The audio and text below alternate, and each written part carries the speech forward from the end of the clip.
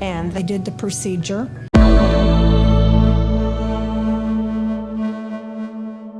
Di awal film, kita masuk ke dalam sebuah ruangan di rumah sakit.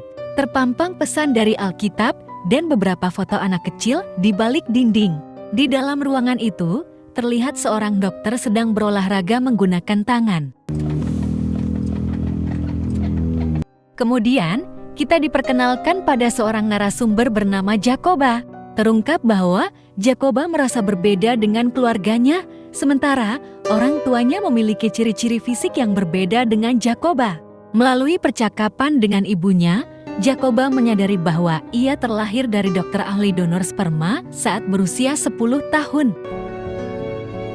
I've known since the age of 10. Lalu, kita bertemu dengan seorang lansia bernama Debbie, ibu dari Jacoba. Debbie menceritakan pertemuannya dengan Dr. Klan pada usia 20 tahun 1979 di Indianapolis. Mereka melakukan prosedur inseminasi buatan karena suaminya mengalami masalah kesuburan.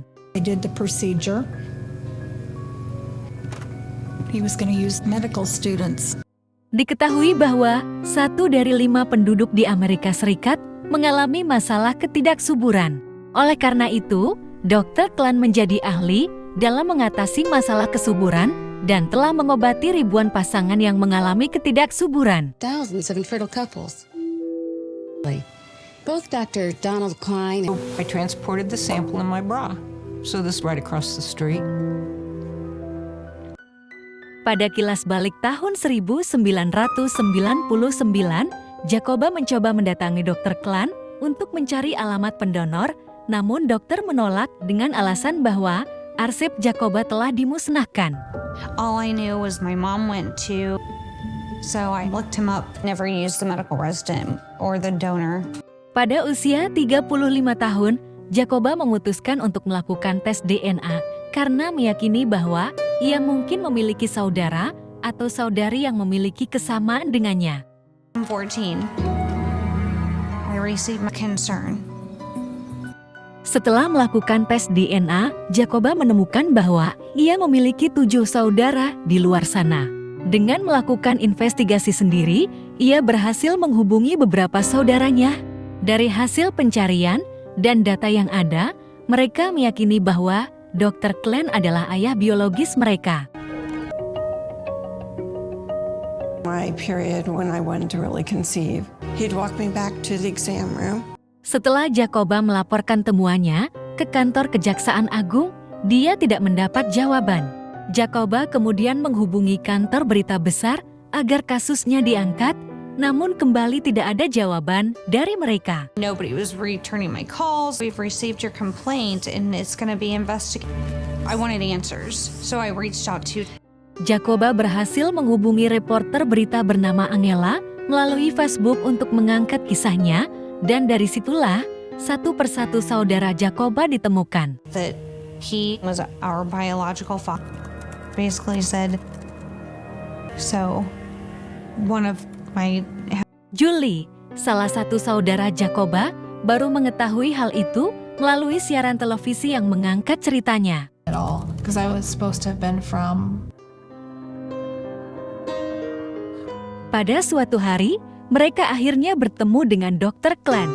Namun, ia bersikap dingin dan tidak menganggap mereka sebagai anaknya. Jacoba menyampaikan pesan bahwa mereka tidak lebih dari 15 bersaudara. My 1-5 said that he only did it because to justify your actions. Di keesokan harinya, Dr. Klan menghubungi Jacoba dengan maksud meminta agar tidak menceritakan kasus tersebut di hadapan publik. Ia takut kehilangan istri, pekerjaan, dan merusak nama baiknya di sebuah gereja. Namun, Jacoba jelas menolak permintaan Dr. Klan tersebut. Putting it on television for the Whether I was coming in on a weekend or during the week, and then he's got to place that.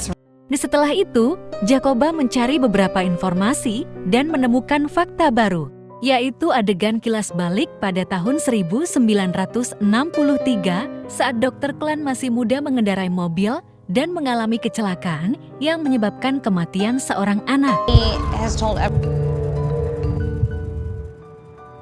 Setelah insiden tersebut, Dr. Klan menjadi sangat religius. Tersiar kabar bahwa ia menggunakan praktik ilegal sebagai upaya penebusan kesalahannya. Your office full of all kinds of Christians. So they have 7 or 8 men that. Jason menceritakan bahwa ia pernah melakukan tes DNA untuk mengetahui asal-usul orang tuanya. Pada akhirnya, Jason menerima email dari Jacoba yang mengungkap bahwa mereka adalah saudara. Figure out where I came from. I'm your sister.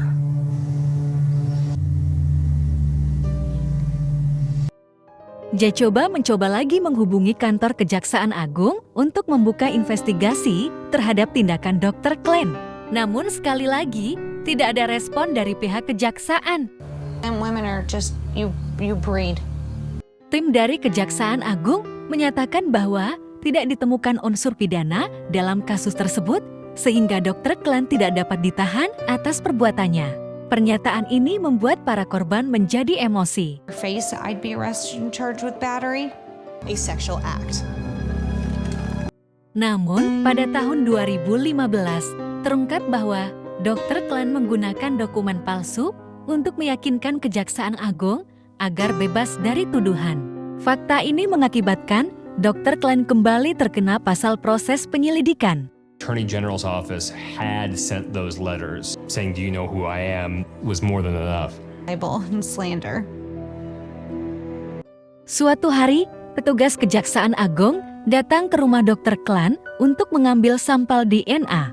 Dr. Klan yang hanya bisa pasrah menunjukkan kekesalan pada wajahnya tanpa berbuat apa-apa. Setelah tes DNA, Jacoba dinyatakan sebagai anak Dr. Klan dengan tingkat kepastian 99,997%. Is headed back to court to answer criminal charges. Dr. Donald for believing in them. Absolutely. Because no one else did. Setelah itu, kasus Jacoba dibuka oleh kejaksaan dan ditindaklanjuti secara serius. Finally, something. That was my first time seeing that. Actually walked right past me and brushed up against me. Dalam kasus persidangan, Jacoba dan korban lainnya merasa puas karena Dr. Klan mendapatkan hukuman. Namun, hukuman yang diterima Dr. Klan bukan berasal dari praktik medisnya, melainkan dari kasus pemalsuan dokumen yang sebelumnya dilakukannya. Pada saat diberikan izin untuk memberikan pernyataan, Jacoba seharusnya tidak mengucapkan beberapa kalimat yang telah dicoret oleh tim. Tindakan ini menyebabkan Jacoba kalah dalam persidangan, sementara Dr. Klan hanya dihukum atas kasus pemalsuan dokumen atau didenda sebesar $500.